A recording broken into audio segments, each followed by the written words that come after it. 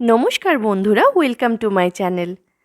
বন্ধুরা, আজ আমরা পশ্চিমবঙ্গ মধ্যশিক্ষা পর্ষদ অনুমোদিত ক্লাস 7-এর উপন্যাস মাকু, যেটি লীলা মজুমদারের লেখা, তা থেকে কিছুটা অংশ আজ আমি তোমাদের পড়ে শোনাবো এবং এর পরবর্তী ভিডিওতে যতটা পড়া হয়েছে সেই অংশটুকুর প্রশ্ন উত্তরও করিয়ে দেব। তাহলে চলো শুরু করা যাক। নতুন খেলনাগুলোকে আলমারির মাথায় তুলে দিয়ে আম্মা বলল, তোমাদের বাপি বললে আর আমি কি করতে পারি বলো? কালিয়ার বন থেকে যে আজ তো কেউ ফেরে না, এই বিষয়ে কোনো সন্দেহই নেই। কেন? আমার নিজের মামাতো পিসেমশাই গরু খুঁজতে সেখানে গিয়ে গরু তো পেলই না, বরং 7 দিন সারা গা চুলকে সারা সর্বাঙ্গে এই দাগড়া দাগড়া চাকায় ভরে গেল। সোনা বলল, ধ্যাৎ, বাপি বলেছে ও আমবাত। তা তোমাদের বাপি আমবাত, জামবাত, যা খুশি বলতে পারে।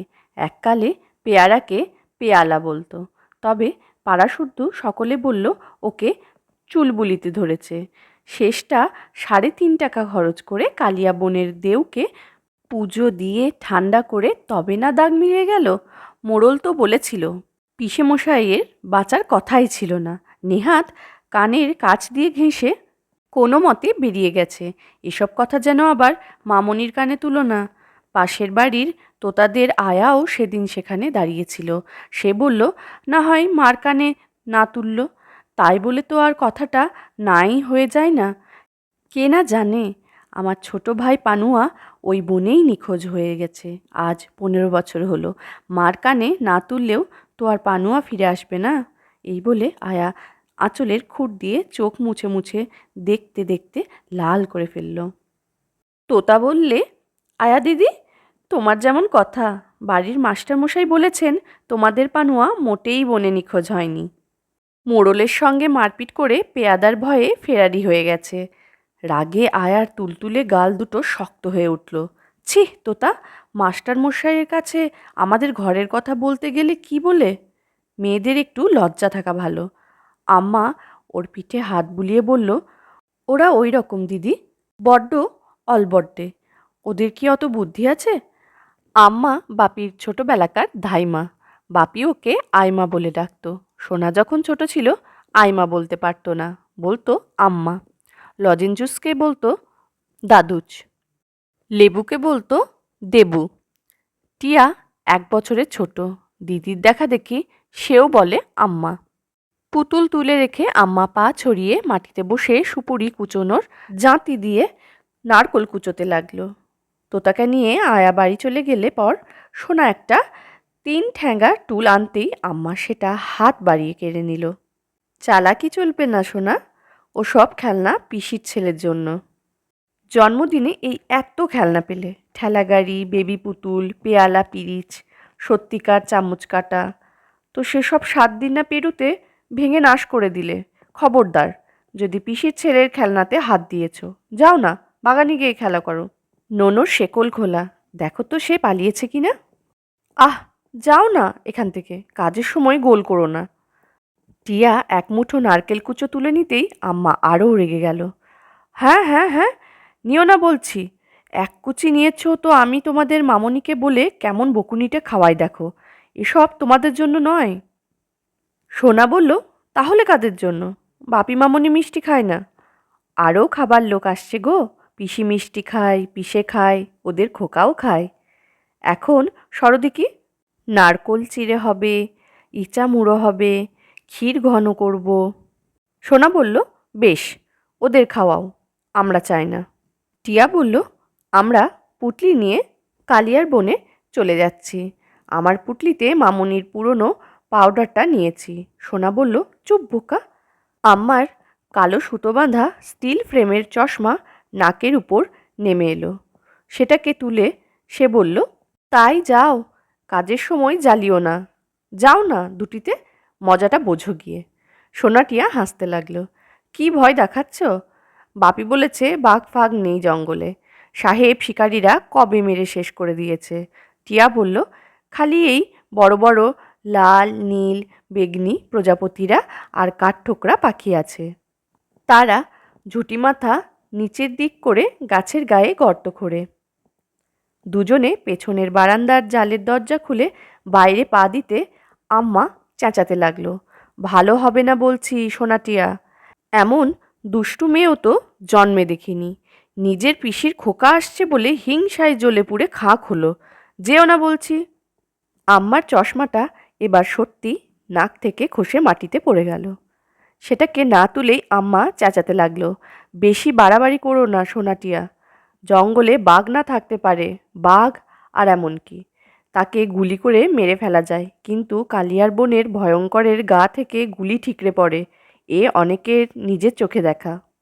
জালের দরজার বাইরের থেকে সোনাটিয়া হি হি করে হাসতে লাগলো। যাও গে, পিসির খোকাকে ওসব গাঁজাখুরি গল্প বলো। আমরা স্কুলে ভর্তি হয়েছি, আমরা ভয় পাই না। এই বলে সোনাটিয়া খিড়কি দোরের খিল খুলে ফেলল। কি করবে আম্মা? বাড়িতে আর একটা লোকও নেই, খালি ঠামু দরজা বন্ধ করে ঘুমুচ্ছে, ডাকলে বেদম চটে যাবে। বাপি মামনি পিকনিকে গেছে, ঠাকুর গেছে দোকানে, চাকরদের কারও দেখা নেই। আম্মার পায়ে গুপো, উঠতে বসতে কষ্ট হয়, তাড়াতাড়ি চলতে গেলে হাঁটুতে খিল ধরে, তাই ভাঙা গলায় সমান এসে চেঁচাতে লাগলো, ও সোনাটিয়া। যেও না বলছি। কালিয়ার বনে আমার ঠাকুরদা হরিণ ধরতে ফাঁদ পেতেছিল, তাতে কি পড়েছিল মনে নেই? কে কার কথা শোনে? সোনাটিয়া খিড়কি দিয়ে রাস্তায় বেরিয়ে বাইরে থেকে ছিটকানি টেনে আম্মার বেরুনোর পথ বন্ধ করেই এক ছুট। রাস্তাটা কিন্তু বড্ড ফাঁকা। সরু গলির এ মাথা থেকে ও মাথা অবধি কেউ নেই। দুপুরের রোদে পায়ের কাছে নিজেদের ছায়াগুলোকে জড়ো করে এনে গাছপালা ঝিমঝিম করছে। সোনা দেখল টিয়া যেন পিছিয়ে পড়ছে। চুপ, পেছন দিকে তাকাতে হয় না।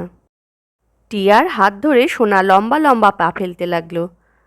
কেন দেখতে হয় না? তাহলে তাহলে প্যাপে পুতুল পায় না। টিয়া ভ্যাঁ করে কেঁদে ফেলল। পিসির খোকার নতুন প্যাঁপে পুতুল এসেছে, আমাদের নেই। সোনা তার চোখ মুছিয়ে গালে চুমু খেয়ে বলল, কালিয়ার বনে আমরা দুটো প্যাঁপে পুতুল কিনবো কেমন? গলির পর বড় রাস্তা, তারপর গির্জে, তারপর গোরস্থান, গোরস্থানের পর শুনশুনির মাঠ। আগে সেখানে ডাকাত পড়ত, তারপরেই দূর থেকে দেখা যায় ঘন নীল কালিয়ার বন। গোরস্থানের পাশ দিয়ে হনহনিয়ে যেতে হয়। তোতার আয়া বলেছে বিশুদাকে কারা নাকি সুরে ডেকেছিল, সে ফিরেও তাকায়নি বলে বড় বাঁচা বেঁচেছিল। গোরস্থানের ফটকের কাছে ঝোলাঝালা কোট পেন্টলুন পরা এক অচেনা লোক, পিঠে একটা ঝুলি। সোনাটিয়া পাশ কাটাতে যাবে, লোকটা পথ আগলে বলল, আমি ঘড়িওয়ালা, সারাদিন কিছু খাইনি, পুটলিতে কি খাবার আছে, প্লিজ দেবে? সোনাটিয়ার বড় দুঃখ হলো। সোনা তাকে এক মুঠো মুড়ি, লজেন্স জুস আর টিয়া একটা গোলাপি চিনি লাগা বিস্কুট দিল।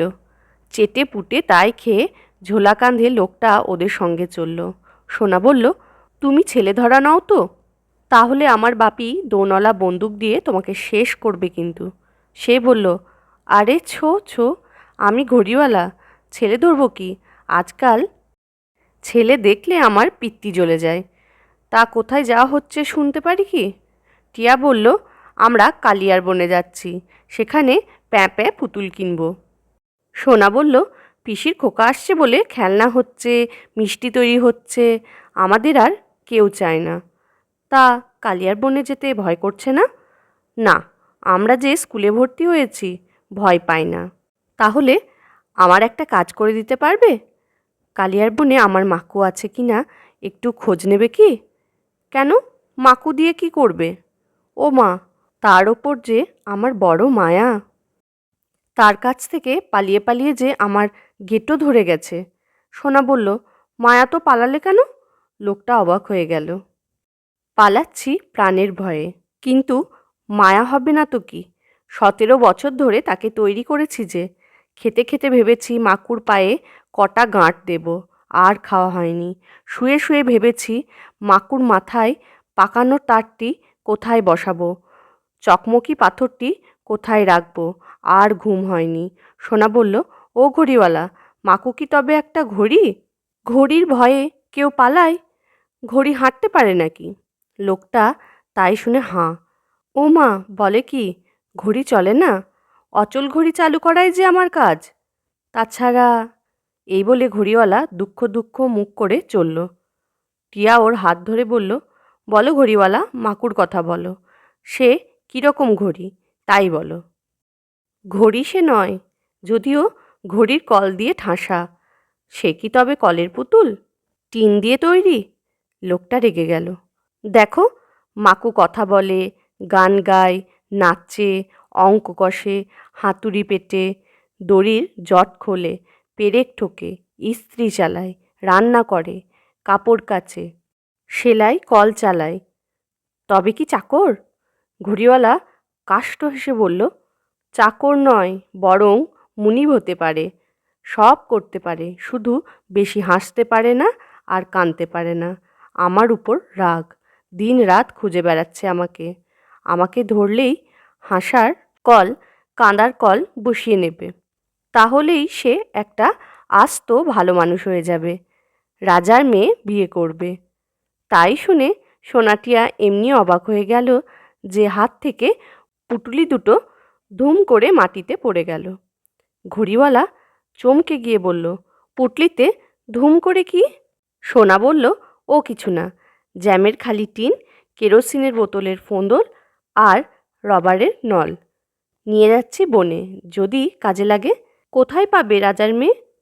ঘড়িওয়ালা দীর্ঘ নিঃশ্বাস ফেলে বলল, বড় স্বাদ ছিল নোটো মাস্টারের সার্কাস পার্টিতে মাকুতে আমাতে খেলা দেখাবো, আর আমাদের দুঃখ থাকবে না। তাই খেলা দেখতে নিয়ে গেছিলাম। সেই আমার কাল হলো। কেন কাল হলো? সার্কাসের জাদুকর বাঁশি বাজিয়ে জাদুর রাজকন্যে দেখালো। মাকু বলে, ওই রাজকন্যে আমি বিয়ে করব। জাদুকরের কি হাসি! কলের তৈরি খেলনা, কাতুকুতু দিলে হাসে না, দুঃখ হলে কাঁদে না। সে বিয়ে করবে আমার ভেলকির রাজকন্যে, পরীদের রানীকে? যা ভাগ! সেই স্তক মাকু আমাকে খুঁজে বেড়াচ্ছে, অথচ ওকে তৈরি করতেই আমার সব বিদ্যে ফুরিয়ে গেছে। হাসি কান্না আমার কম্য নয়। সোনা বললে, কতদিন পালিয়ে বেড়াবে? বাড়ি যাবে না? তোমার মা নেই? ঘড়িওয়ালা হাউ হাউ করে কাঁদতে লাগলো। আছে গো আছে, সব আছে। বড় ভালো সরু চাকলি বানায় আমার মা। একবার খেলে আর ভোলা যায় না। কবে যে আবার তাকে দেখতে পাবো।